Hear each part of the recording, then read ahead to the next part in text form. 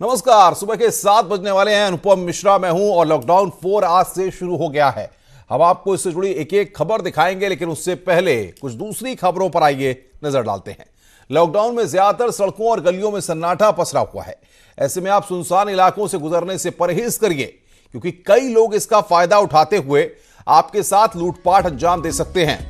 दिल्ली के मजनू कटीला इलाके का एक वीडियो वायरल हो रहा है। वीडियो में दिख रहा है कि दो लड़के लूट के लिए शिकार तलाश रहे थे और इसी बीच उन्हें एक शख्स सुनसान गली से जाता हुआ दिखा।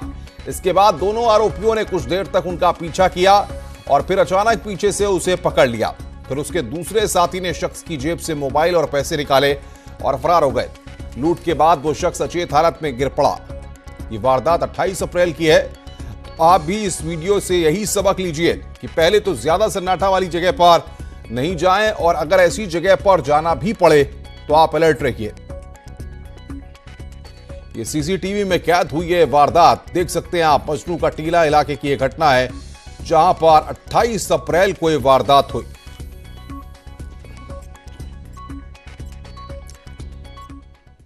कुशीनगर में 24 घंटे के भीतर एक और बस हादसा हुआ है।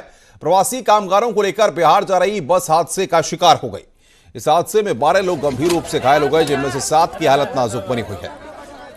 बस ने प्याज लदे ट्रक में टक्कर मार दी, जिससे बस का अगला हिस्सा पूरी तरह से डैमेज हो गया।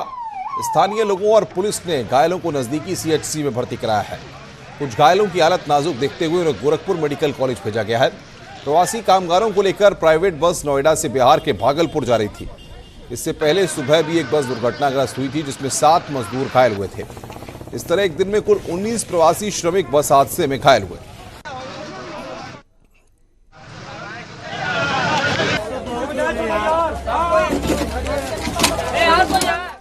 इधर गोरखपुर में भी प्रवासी श्रमिकों की घर वापसी का सिलसिला जारी है। हालांकि तमाम कोशिशों के बाद भी प्रवासी श्रमिक ट्रकों और छोटे वाहनों पर सवार होकर यात्रा करने से बाज नहीं आ रहे। तस्वीरों में आप देख सकते हैं किस तरह से ट्रकों पर सवार होकर श्रमिक जान हथेली पर रखकर यात्रा करने को मजबूर हैं। इन तस्वीरों में श्रमिकों की घर वापसी की बेताबी देखी जा सकती है। इनमें बिहार जाने वाले श्रमिकों की तादाद सबसे ज्यादा है। वहीं हाईवे पर पुलिस की मौजूदगी में बड़ी संख्या में श्रमिक राह चलती गाड़ियों से लिफ्ट लेकर अपना सफर तय कर रहे हैं। हालांकि श्रमिकों को लेकर आने वाले ट्रक चालकों के खिलाफ अब गोरखपुर पुलिस ने कार्रवाई तेज कर दी है और हाईवे पर दर्जनों वाहनों को सीज किया गया है।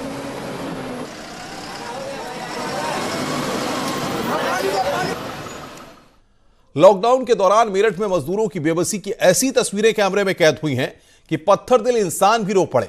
कहीं मां अपने दुधमुहे बच्चे को लेकर अपने घर जाने के लिए खून के आंसू रोती नजर आई, तो कहीं एक बेबस श्रमिक अपने 1 साल के बच्चे को कंधे से चिपकाए अपनी दिव्यांग पत्नी के साथ हाईवे पर सड़क नापता नजर आया।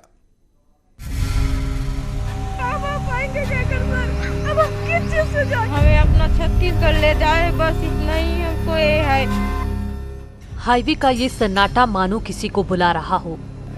दूर दूर तक ये सूनी सड़क मानो कह रही हो कि आखिर फर्राटा भरने वाले एकाएक कहां गायब हो गए। लेकिन इस सन्नाटे के बीच रुदन की कुछ ऐसी कहानियां हैं जो ये सड़क आजकल रोजाना महसूस कर रही है। हम बात कर रहे हैं उन मजदूरों की जो लॉकडाउन के दौरान आजकल तिल तिल मरने को मजबूर हैं। मेरठ के NH-58 पर हम एक मजदूर अपनी दिव्यांग पत्नी को सहारा देते हुए दिखा। बच्चे को कंधे से चिपकाए हुए नजर आया तो हम भी ठिठक गए।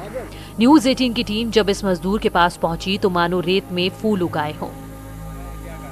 अपना दर्द बयां करते करते इस शख्स का गला भराया। मध्य प्रदेश से आया ये शख्स 2 महीने पहले यहाँ मजदूरी के लिए आया था, लेकिन लॉकडाउन में ऐसा फंसा कि दुनिया ही बदल गई। मैं मध्य प्रदेश के रहने वाले हैं, सागर जिला। हाँ, ये बच्चा की तबीयत खराब है और मेरी घरवाली है, डिलीवरी है, तो रात में बहुत पेट दर्द हुआ था तो सुबह ले गया। अभी तो वापस जा रहे, डॉक्टर ने कोई दवाई नहीं की है, पैसे नहीं है तो कोई दवा नहीं करेंगे। हाँ जी। सरकारी अस्पताल आप नहीं गए? सरकारी अस्पताल नहीं, मालूम नहीं सर जी मुझे। हमें मदद चाहते, कुछ घर पे पहुँचा दो तो सही है। हाँ जी। मध्य प्रदेश भी जाना चाहते हो? मध्य प्रदेश जाना चाहते हैं। दूसरी कहानी भी हम आपको दिखाते हैं। यही परदेश से आई कई मजदूरों को जब कोई रास्ता नहीं सूझा तो वो अपने बाल बच्चों के साथ कलेक्ट्रेट पहुंच गई। कोई अपने दुधमुहे बच्चे को सीने पर चिपकाई थी तो कोई भूख से परेशान बच्चे को ढांढस बना रही थी। न्यूज़ 18 से बात करने के दौरान उनके दिल का दर्द आंखों में आ गया। रो रो कर कहने लगी, हमें छत्तीसगढ़ पहुंचा दो। इस माँ का रुदन सुनकर किसी का भी कलेजा फट जाए। मेरठ की सरकार से यही निवेदन है सर, हम लोगों को छत्तीसगढ़ भेजा जाए, नहीं तो हम लोग यहाँ पे भूख हड़ताल पे मर जाएंगे। हमारा कुछ सहायता भी नहीं हो रहा है, कोई साधन भी नहीं हो रहा है। हम छोटे छोटे बाल बच्चे लेकर यहाँ पर रह रहे हैं, फिर भी हमारे तरफ कोई ध्यान नहीं दिया जा रहा है। काम करते थे तो सही था, और काम जब से बंद हुआ तब से हमारे तरफ कोई देखता भी नहीं, ना कोई निहारता भी नहीं, ना हमारे बच्चे लोगों को कुछ खाना भी नहीं देता है। तो क्या करें, यहाँ पर हमारे बच्चे लोग भी रो रहे हैं छोटा छोटा। अब क्या कर सकते हैं सर, बस इतना ही निवेदन है आप लोगों से सर, हम लोगों को जाने के लिए बस कुछ तो सहायता करो सर। क्या कर सकते हैं, हम किसके पास जाए सर, बताओ। सीएम योगी भले ही प्रवासी श्रमिकों से बार बार आग्रह करते हुए नजर आते हैं कि वो पैदल ना चलें, सरकार उनको उनके घर तक जरूर पहुंचाएगी। लेकिन प्रवासी श्रमिकों का जवाब देता धैर्य उन्हें सड़क नापने पर मजबूर कर देता है। हम अक्सर जब मजदूरों से बात करते हैं तो वो यही सबक देते हुए नजर आते हैं कि सारे वक्त बीत जाते हैं, अच्छा वक्त भी बीत जाता है और बुरा वक्त भी बीत जाता है। ये वक्त भी बीतेगा और हम इन हालातों से निकलेंगे, उभरेंगे। कैमरा पर्सन अभिषेक शर्मा के साथ उमेश श्रीवास्तव, न्यूज़ 18 मेरठ। नए रंग रूप वाला लॉकडाउन 4 शुरू हो गया है। सरकार ने इसके लिए नई गाइडलाइंस जारी कर दी हैं। कई जगह शर्तों के साथ रियायत दी गई है, लेकिन प्रवासी कामगारों की परेशानियां खत्म होती नहीं दिख रही हैं। सरकार के बार बार अपील के बावजूद श्रमिक अपने गांव जाने के लिए बेकरार हैं और इसी वजह से कई जिलों की सीमाओं पर जाम भी लगा हुआ है। वहीं कई जिलों की सीमाओं को प्रवासी श्रमिकों के लिए खोल दिया गया है। दरअसल सरकार कामगारों की थर्मल स्कैनिंग करके ही आगे भेज रही है। इसके लिए भी लंबा जाम वहां पर लग रहा है और इसी पर अपडेट लेंगे। मोहम्मद शबाब हमारे साथ लखनऊ से जुड़ रहे हैं, अश्वनी मिश्रा झांसी से, नितिन गौतम मथुरा से, प्रदीप हमारे साथ जालौन से। सबसे पहले शबाब आपके पास आएंगे, क्या अपडेट्स राजधानी लखनऊ तक हैं? कहां कहां पर मजदूर फंसे हुए हैं और किस तरीके से सरकार उनको भेजने का इंतजाम कर रही है?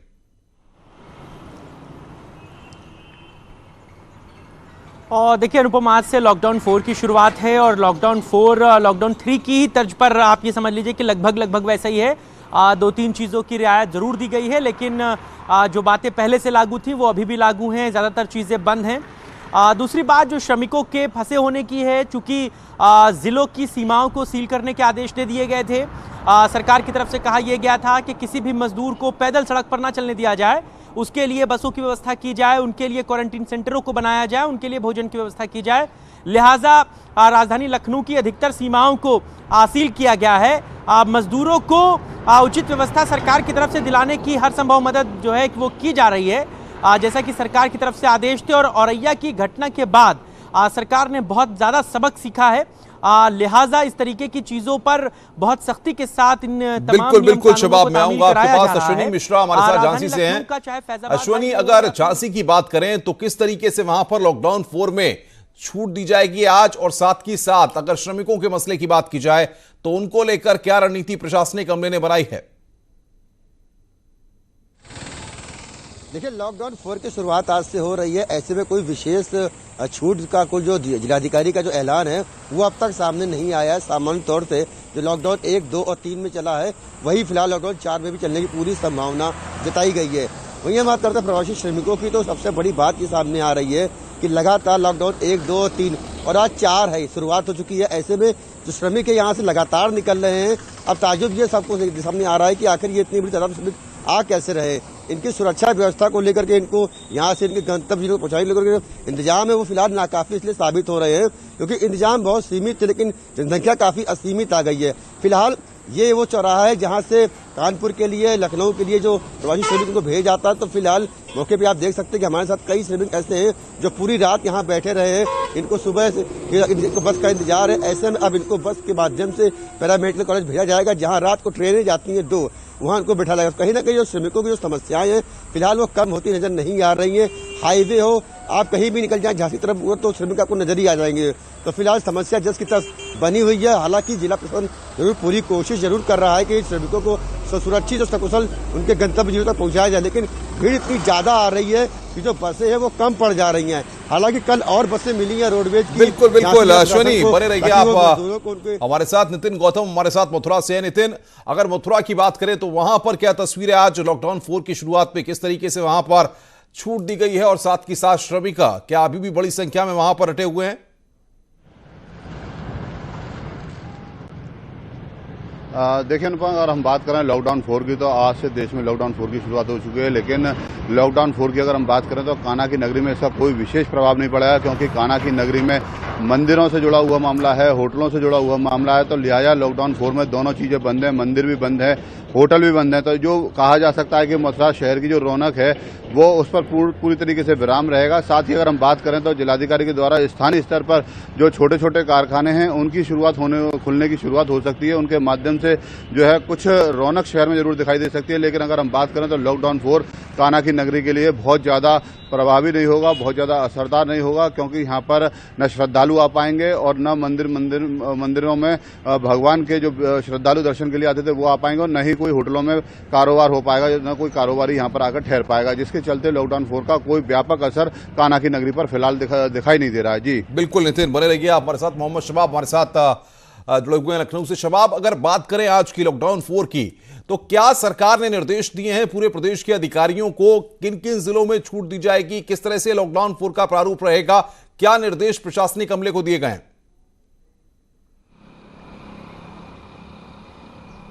और देखिए अनुपम, जो केंद्र की तरफ से गाइडलाइन आई हैं अब राज्य सरकारों को उस पर फैसला लेना है, क्योंकि कल देर शाम केंद्र की तरफ से प्रॉपरली गाइडलाइन का खाका जो था वो राज्य सरकारों को भेज दिया गया है। और केंद्र सरकार ने जिन बातों को दोहराया है वो सबसे ज़्यादा यही है कि गैर ज़रूरी दुकानों को या गैर ज़रूरी जो ऑफिसेज़ हैं उनको ना खोला जाए, जो ऑफिसेज़ खोले भी जाएँ वहाँ पर मिनिमम लोगों के साथ काम किया जाए, सोशल डिस्टेंसिंग को फॉलो कराया जाए, बाज़ारों को ना खुलने दिए जाए, मॉल को ना खुलने दिया जाए।